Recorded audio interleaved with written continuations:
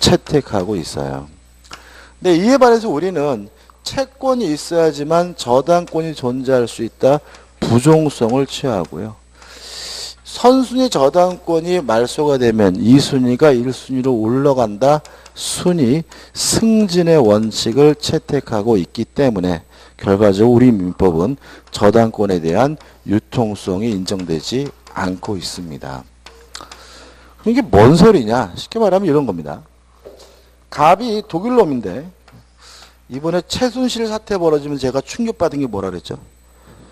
최순실이 독일에 가서 객실 20개 있는 호텔을 샀는데 얼마 주고 샀죠? 5억 2천만 원. 그죠? 너무 싸죠? 와, 그래서 제가 뭐 제처럼 저랑 다 정리하고 독일 가서 호텔 할까? 그러니까 객실이 20개고 보니까 레스토랑도 있지, 그죠? 주차장도 있고 그런 호텔인데 5억 2천. 강남에 있는 아파트 값보다 더 싸요, 그죠? 그러니까 우리나라가 얼마나 문제 있는지 아시겠죠? 부동산 가격이 너무 비쌉니다, 그죠? 물가도 이제는 서울이 전 세계 최고 수준인 거 아시죠?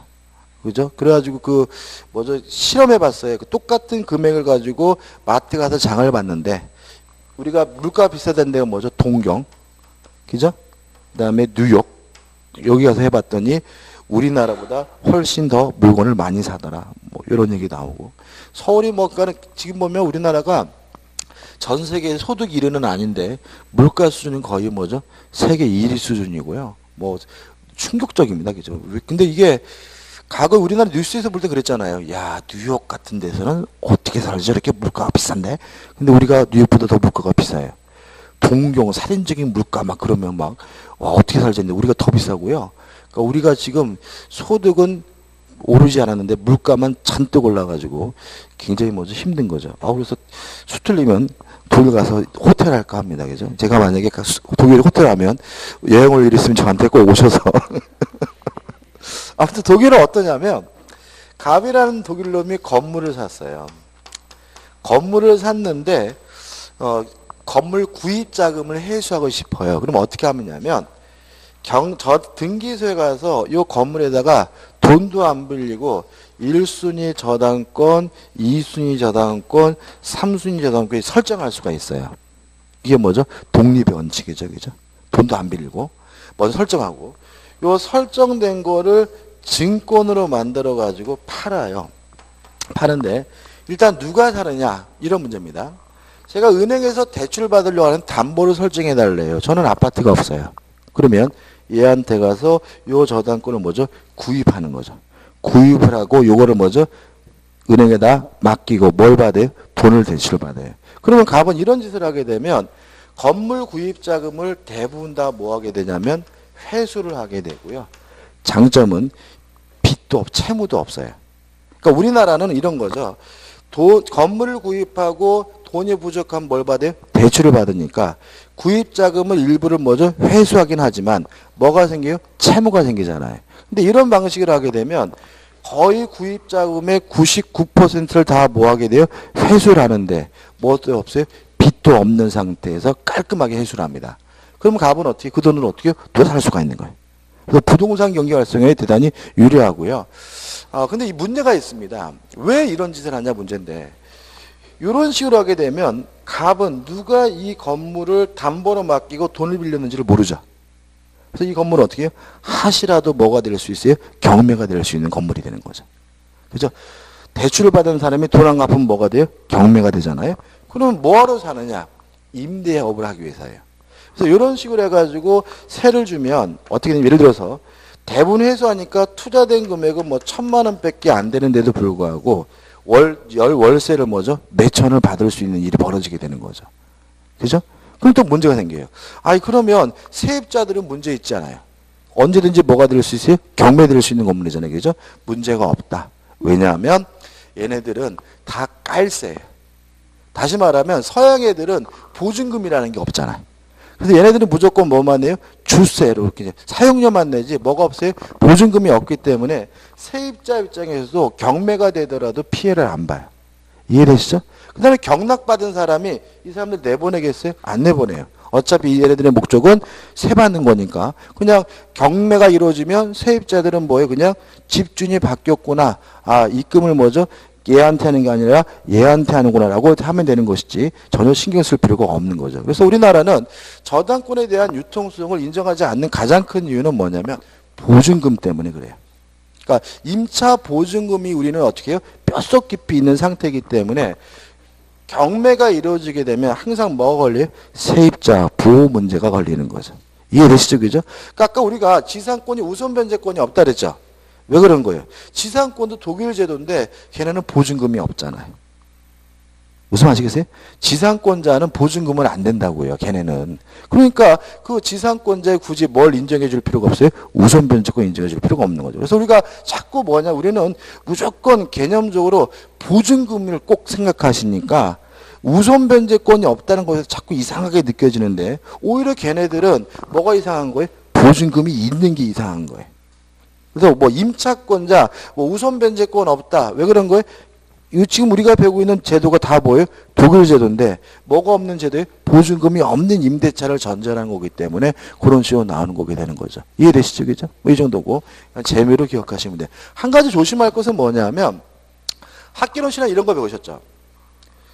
부동산 학개론 시간에 뭐 예를 들어서 K라는 은행이 갑이라는 개인에게 1억을 대출해주고 갑소유 A 부동산에다가 저당권을 설정했는데 은행이 안 망할 줄 알았는데 은행이 뭐죠? 망하더라. 그래서 요 은행은 요 채권과 저당권을 저당권 유동화 주식회사에 판매를 하고 그러면 유동화 주식회사는 뭐지? 이거를 뭐죠? 증권으로 만들어서 판매한다. 배우셨죠? 이게 저당권 유통성인가요? 이거 아닌 거예요. 지금 제가 말씀드린 거는 뭐만 거래한다고요? 저당권만 거래하는 거죠. 근데 이거는 채권과 저당권이 어떻게 해요? 함께 거래되고 있으니까 이거는 부종성, 수반성에 뭐죠? 부합하는 제도예요. 이해되시죠? 그죠? 저당권 유통성이라는 거는 뭐라고요? 저당권만 거래한다는 얘기고 얘는 뭐예요? 채권과 저당권을 함께 거래하고 함께 증권으로 만드는 거니까 이거는 저당권 유통성 문제와 뭐죠? 별개의 문제임을 주의하시기 바라고 우리 현행법상 우리나라는 저당권에 대해서 뭘 인정하지 않습니까? 유통성을 인정하지 않고 있다는 건 꼭 기억해 두시기 바랍니다. 이해되시죠? 그죠? 그 다음 우측에 법률에 의한 저당권 성립 진입해가지고 설정 계약과 등기함으로써 성립하게 됩니다. 여기도 좀 생각해 볼 게 있습니다. 여기서부터 이제 시험에 나오는데.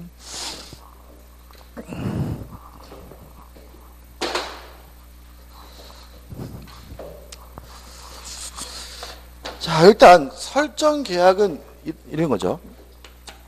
을이 갑에게 1억을 빌려줘서 1억을 받을 돈이 있는 채권자고요.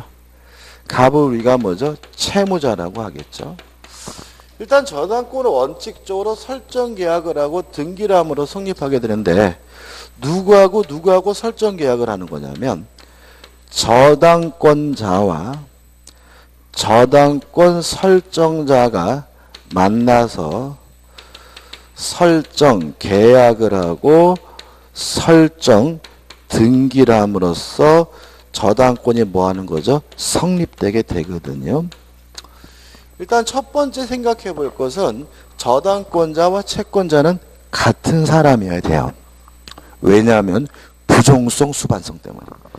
채권이 없어지면 저당권도 어떻게 해요? 없어지고 채권이 이전되면 저당권도 어떻게 해요? 쫓아가니까 채권자와 저당권자는 어떻게 해요? 같은 사람이어야 되겠죠? 이에 반해서 저당권을 설정해 주는 사람은 채무자일 수도 있고 제3자일 수도 있고요. 만약에 채무자가 아닌 제3자가 저당권을 설정해 줬다면 이 사람은 우리가 뭐죠? 물상보증인이라고 하는 거죠.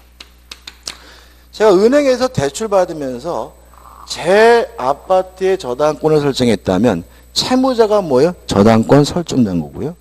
제가 친구한테 부탁해서 네 아파트 좀 담보 좀 해다오 해서 제 친구 아파트에 저당권을 설정했다면 제3자가 뭐가 돼요? 저당권 설정자고 그때 그 사람은 우리가 뭐라고 해요? 물상보증이 되는 거죠. 시험은 이렇게 나오겠죠. 저당권자는 채권자이어야 한다. 5. 저당권 설정자는 채무자이어야 한다. X. 저당권 설정자는 채무자일 수도 있고 뭐죠? 제3자일 수도 있다는 거 주의하시고요. 그다음 문제가 되는 것은 그럼 결국은 채권자와 저당권자는 같은 사람이어야 되니까 채권자와 저당권자가 불일치되어 있다면 그 저당권은 원칙적으로 뭐가 되냐면 무효인 거예요.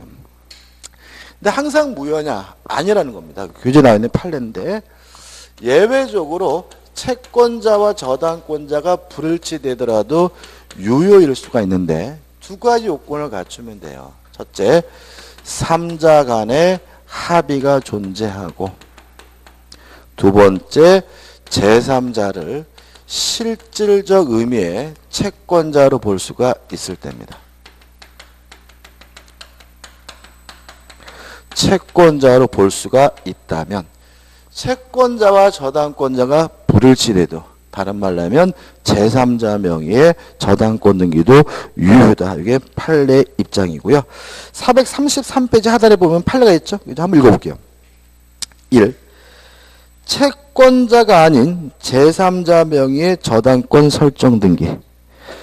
채권 담보를 위하여 저당권을 설정한 경우 제3자 명의로 저당권 등기를 하는 데 대하여 채권자와 채무자 및 제3자 사이에 합의가 있었고 나아가 제3자에게 그 채권이 실질적으로 귀속되었다고 볼 수 있는 특별한 사정이 있는 경우에는 제3자 명의의 저당권 등기도 뭐죠?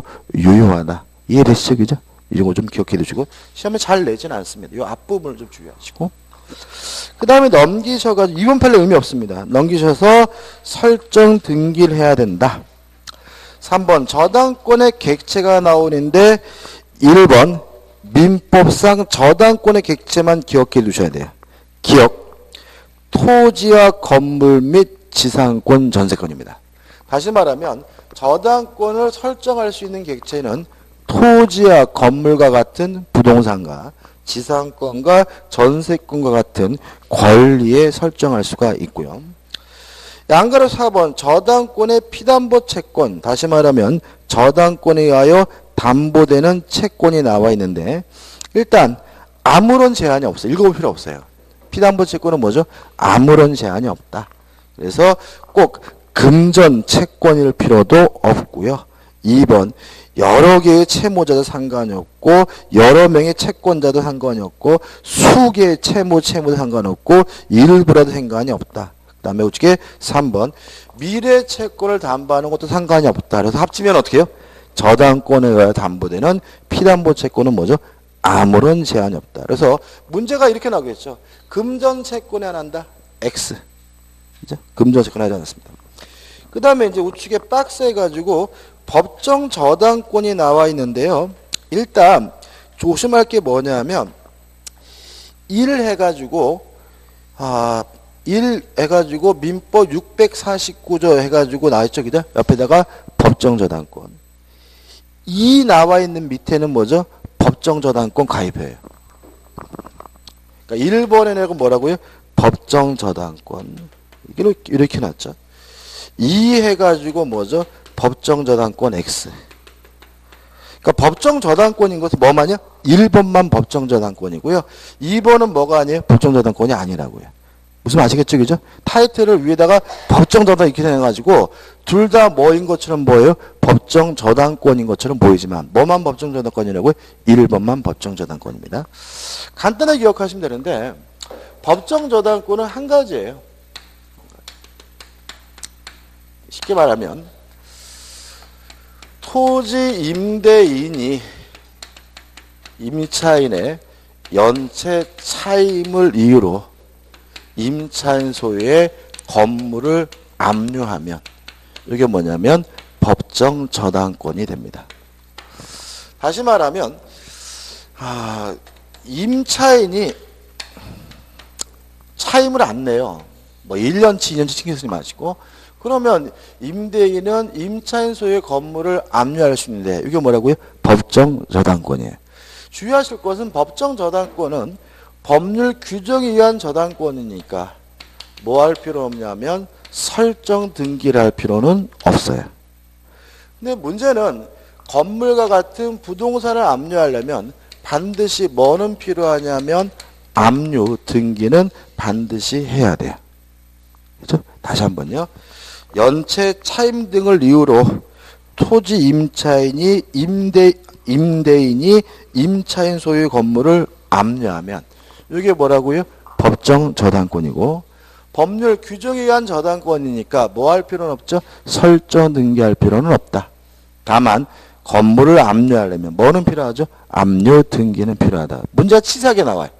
법정 저당권이 성립하기 위해서 설정 등기가 필요 없다 그러면 뭐죠? 맞는 말이지만 등기가 전혀 필요 없다 그러면 뭐예요? X예요. 무슨 등기는 필요하죠? 압류 등기는 필요해요. 그 다음에 2번은 법정 저당권이 아니라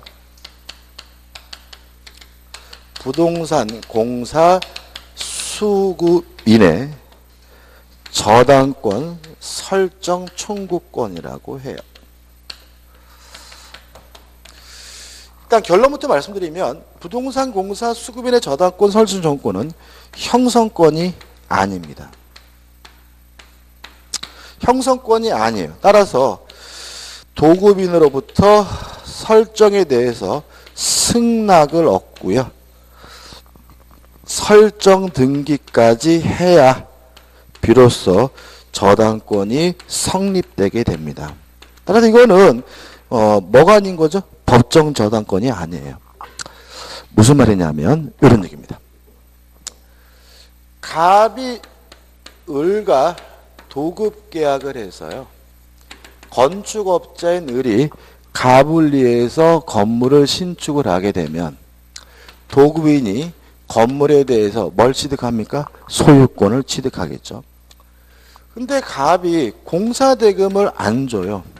그러면 요 을은 갑에게 저당권을 설정해 달라고 뭐 할 수 있어요? 청구할 수 있는데 이게 뭐죠? 부동산 공사 수급인의 뭐죠? 저당권 설정 청구권이에요.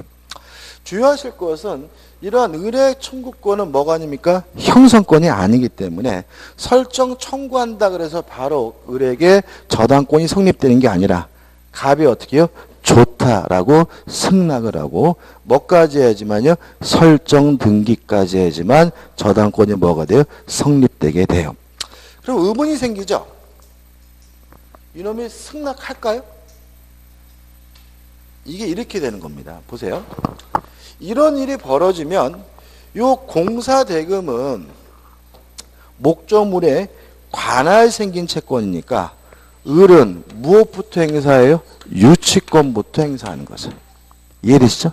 건물에다가 컨테너스 박스 갖다 놓고 어떻게 해요? 못 들게 막고 을이 뭐죠? 유치권 행사하게 됩니다. 그죠? 그럼 갑이 찾아오겠죠?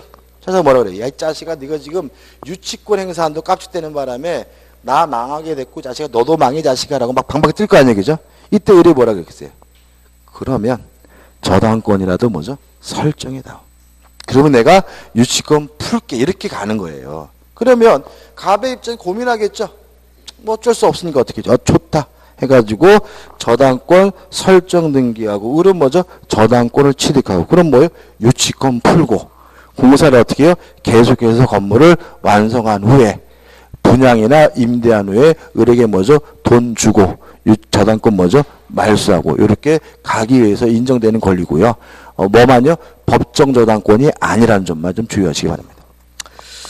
그 다음에 저당권의 법적 성질해가지고 타물권이다. 그 다음에 넘겨보시면 약정담보물권이고 물권이기 때문에 물권적 청구권이 인정되지만 2번에서 반환 청구권이 없어요. 자, 이제 우리가 물권부터 다 끝나게 되는데 물권 중에서 반환 청구권이 없는 물권이 총 3가지죠. 지역권, 저당권. 왜 반환 청구권이 없죠? 지역권, 저당권은 스스로 뭐예요? 점유하지 못하는 권리니까. 그 다음에 유치권도 뭐가 없습니까? 반환 청구권이 없죠? 왜요? 유치권은 점유를 상실한 무조건 뭐죠? 소멸하니까. 그래서 반환 청구권이 없는 물권, 지역권, 저당권, 유치권은 꼭 기억해 두셔야 돼요. 그 다음에 담보물권의 통유성 해가지고 부정성도 있고 수방성도 있고 물상대성도 있고 불가분성도 있습니다. 물상대에서는 제가 설명을 좀 이따 드린다 그랬죠. 그 다음에 이제 저당권의 효력 해가지고 우선 변제 효력이 나오고 2번 우선 변제 순위에서 나오죠. 그죠? 이거 볼 필요가 없는 거죠. 자, 우리는 아까 배당 순위는 뭐가 있어야 주어져요? 우선 변제권이 있어야 주어지고 우선 변제권이 있는 권리는 등기된 권리면 등기된 시점 확정일자부 임차권은 뭐죠? 확정일자를 기준한다. 끝이고요. 그 정도만 기억하시면 되고요. 조심할 건 우측에 리을번에서 국세 우선권과 관계 나누는 그런 거 보실 필요 좀 없어요. 그죠? 당일세, 지방세, 국세는 뭐 신경 쓰지 않으셔도 됩니다. 절대로 안 됩니다. 좀 문제 있어서 안 내요. 그 다음 이제 우측 하단에 저당권의 효력에 미치는 범위에서 피담보 채권의 범위에서 넘겨보시면 438페이지에 내용이 나와요. 360조가 나옵니다. 자, 이런 문제죠. 을이 갑에게 1억을 빌려주고 1억 채권을 담보하기 위해서 갑 소유 A 건물에다가 저당권을 설정했단 말이죠.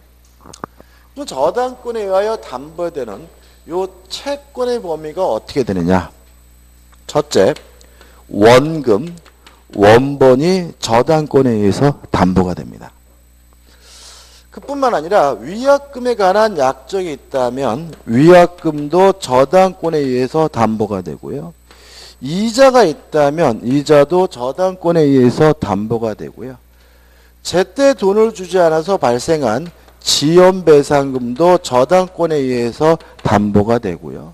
갑이 돈을 안 갚아서 경매했어요. 실행비용도 저당권에 의해서 뭐죠? 담보가 됩니다. 첫 번째 기억할 것은 원본 위약금 이자가 저당권에 의하여 담보가 되려면 등기가 필요하고요. 지연배상금 실행비용은 등기가 없더라도 당연히 저당권에 의해서 담보가 된다는 걸 일단 기억하시고요. 그 다음에 문제가 있어요. 저당권은 쓰이지 않습니다. 우리가 흔히 쓰는 것은 뭐예요? 근저당만 쓰입니다. 은행에서 대출을 받으면요, 저당권을 설정하는 게 아니라 무조건 뭐죠? 근저당을 설정합니다. 저는 지금까지 살면서 저당권을 딱 한 번 봤어요. 딱 한 번. 거의 없어요. 왜 없냐면 저당권은 후순위 권리자를 침해합니다. 자, 보세요. 1억을 빌려줬고 1억이라고 설정했다 하더라도 나중에 경매가 되면 을이 받아가는 돈은 1억이 아니라는 거죠. 이런 것들이 쫙 붙기 때문에 실제로 받아가는 돈은 1억이 아니라 2억도 될 수 있고 3억도 될 수 있고 5억도 될 수 있는 거예요.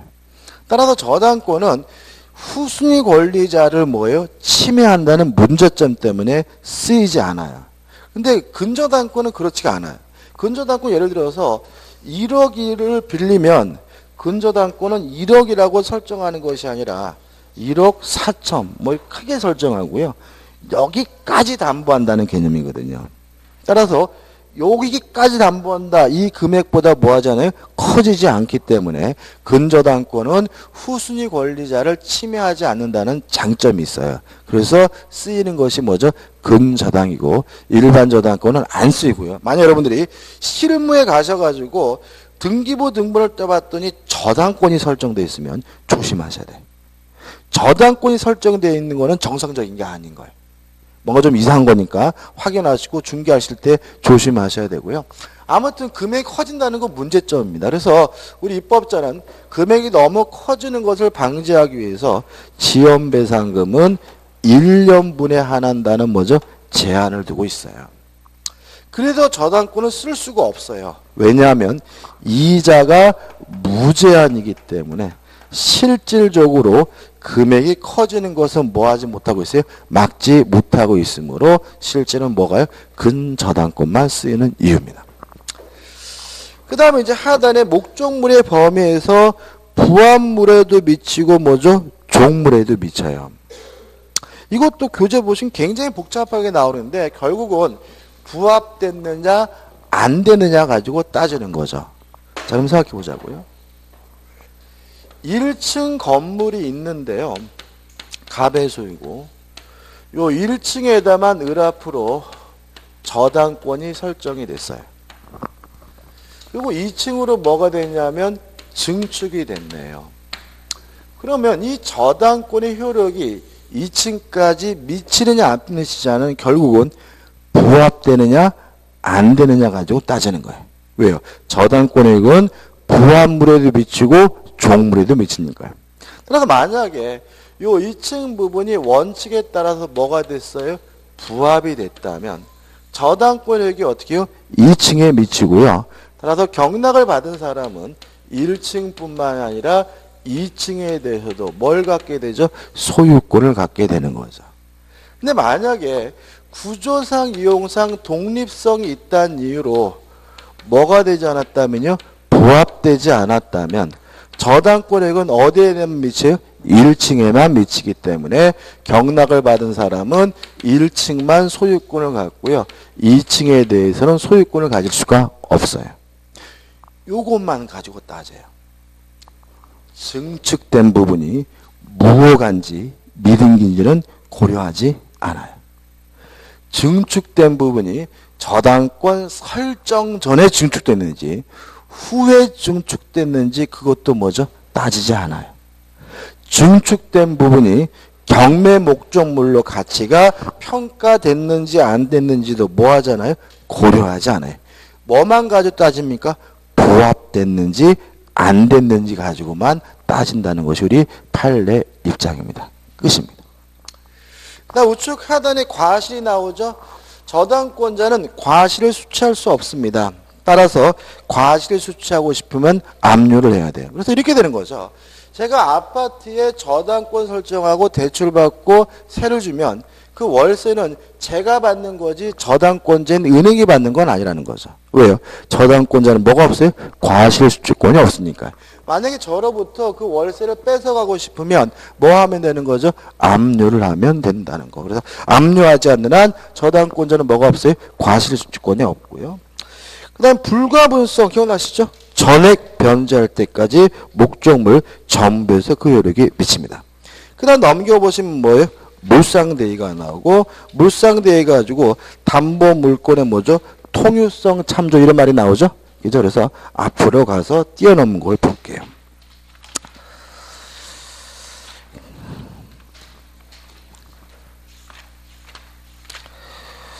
교재 몇 페이지 오시냐면 417페이지입니다. 417페이지 오시면 뭐가 나오죠? 물상대위가 나오겠죠. 417페이지. 중요합니다.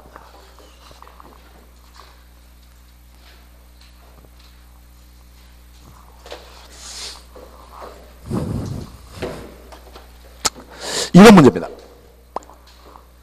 갑이 을에게 1억을 빌려주고요. 1억 채권을 담보하기 위해서 갑소유 A 건물에다가 저당권을 설정했어요. 근데 이 건물이 화재가 발생해서 멸실 훼손이 됐어요. 아니면 공용징수 수용을 당했어요. 아이고.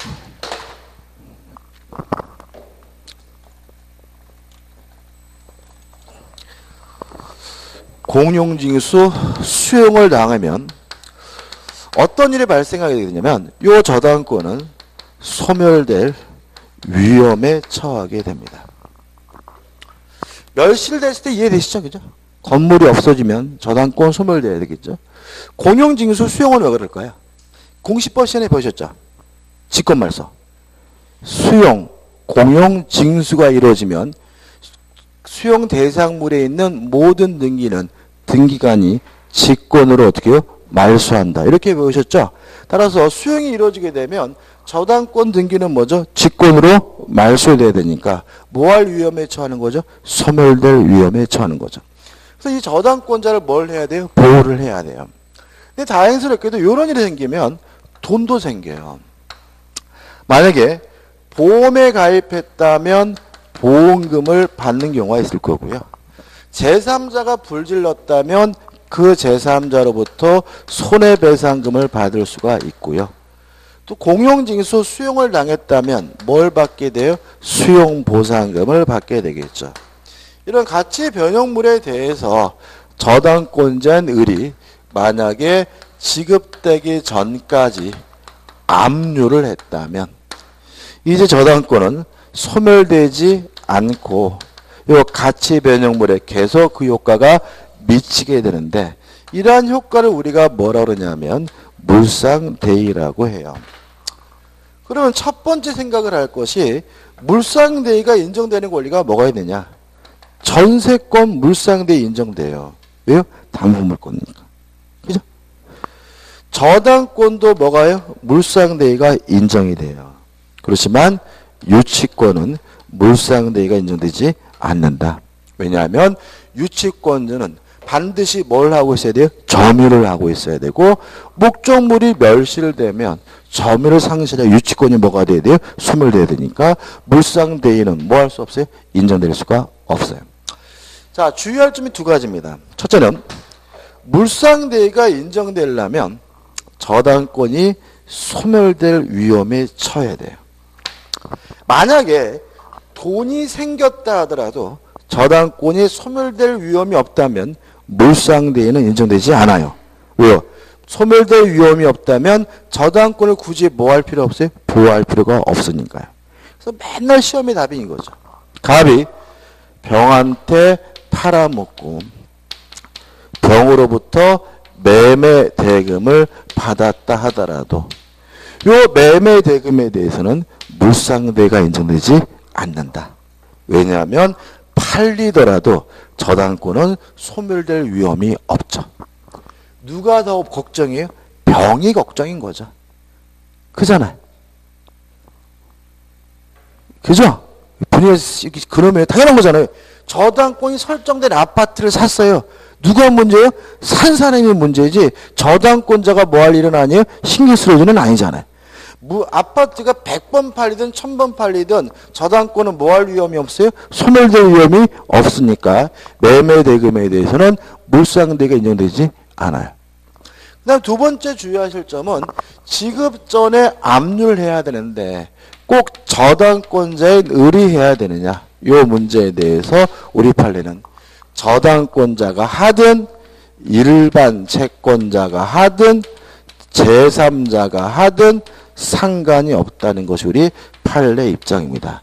누가 하든 지급 전에 뭐만 됐으면요? 압류만 됐으면 물상대의가 인정된다는 것이 우리 판례 입장입니다. 항상 문제의 키포인트는 뭐냐면 소멸될 위험인 거예요. 자, 그러면 교재 418페이지 오시면 확인 문제가 있죠? 한번 풀어볼게요. 저당권의 물상대의에 관한 설명으로 옳은 것은 1번 대여할 물건이 제3자에 의하여 압류된 경우에는 물상대의성이 없다. X. 저당권자가 하든 일반 채권자가 하든 제3자가 하든 상관이 없죠. 2번 전세권이 저당권을 목조로 하는 경우. 자, 이것도 뭐냐면 설마 안 드렸네. 소멸될 위험이에요. 자, 한번 볼게요. 저당권이 어디에 설정되어 있냐면 전세권에 설정되어 있단 말이죠. 근데 이 전세권이 존속기간이 만료됐다는 이유로 소멸될 예정이에요. 그러면 무엇도 소멸될 위험이 있죠? 저당권도 뭐죠? 소멸될 위험이 있죠. 근데 전세권이 소멸되면 이때도 뭐가 생겨요? 돈이 생겨요. 뭐가요? 전세금. 그럼 저당권자는 뭐 하면 돼요? 지급되기 전에 뭐라면요? 압류를 하면 요 저당권은 요 전세금에 계속 그 효과가 미치겠죠. 이것도 뭐죠? 물상대의. 따라서 물상대의는 어떤 이유든지 간에 저당권이 소멸될 위험이 있을 때 인정되는 것이 뭐예요? 물상대예요. 따라서 전세권을 저당권의 목적으로 한 경우 전세권자에게 물상대의권이 인정되지 않는다. X가 되는 거죠. 이해되시죠? 3번 저당권 설정자에게 대여한 물건이 인도된 후 지급이란 말 대신 뭐로 썼어요? 인도라는 말을 썼죠. 뭐라고요? 헷갈리라고. 그죠? 인도나 지급이랑 같은 겁니다. 그죠? 다시 말하면 지급 전에 뭘 해야 돼요? 압류를 해야 돼요. 인도 전에 뭘 해야 돼요? 압류를 해요. 따라서 지급 후에 인도된 후에 저당권자가 그 물건을 압류할 경우에는 물상대위권은 인정되지 않기 때문에 3번도 뭐가 돼요? X가 되죠. 4번 저당권자는 저당 목적물의 소실이에요. 아, 목적물이 뭐가 됐어요? 멸실이 됐죠. 소실로 인하여 저당권 설정자 취득할 화재보험 청구권. 뭐죠? 화재보험금이죠. 그죠? 뭐가 인정됩니까? 물상대위권이 인정되니까 물상대위권을 행사할 수 있다. 맞는 질문이 답은 뭐죠? 4번이죠. 이해되시죠? 5번 저당권이 설정된 토지가 공익사업을 위한 토지 등의 취득 및 보상한 법률에 따라 협의 취득됐어요. 수용당한 건가요? 이거 아니에요. 협의 취득입니다. 이거는 뭐예요? 매매죠, 매매. 그죠? 협의 취득. 강제로 뭐예요? 뺏은 게 아니에요. 그래서 매매니까 뭐가 인정되지 않아요? 물상대위가 인정되지 않으므로 저당권자는 그 보상금에 대하여 물상대위권을 행사할 수 있다는 질문은 뭐죠? X가 되죠. 그러니까 5번 같은 거는 뭐예요? 요 공용징수 수용으로 생각하라고 뭐예요? 막 꼬신 거예요. 근데 근거는 뭐예요? 협의 취득. 아, 이게 뭐죠? 매매구나 라고 받아들이셨구나 하시면 되는 거예요. 답은 뭐죠? 4번이죠. 작년도 시험문에 좀 까다롭게 출제된 편입니다. 다시 이제 뒤로 갈게요. 자, 뒤로 가셔가지고 이제 440페이지 오시면 저당권의 실행이 나오죠? 그죠? 안 읽어봐도 돼요. 가입표입니다. 왜냐면 우리가 아까 경매하면서 설명드린 것으로 끝인 거예요. 그다음 우측 하단에 보시면 저당권과 용익관계 가지고 나오죠? 이것도 어떻게 해요? 안 읽어봐도 되죠? 뭐죠? 모든 저당권은 어떻게 해요? 무조건 소멸하고 용익권의 소멸 여부는 최우선 순위 저당권과 비교하고 유치권은 경매가 돼도 뭐 되지 않아요? 소멸되지 않고 끝인 거죠. 그 다음에 넘기셔가지고 2번 법정지상권이 나오죠? 이제 법정지상권의 마무리인데 좀 시작하면 시간 걸리니까 좀 쉬었다가 이 법정지상권부터 보도록 하겠습니다.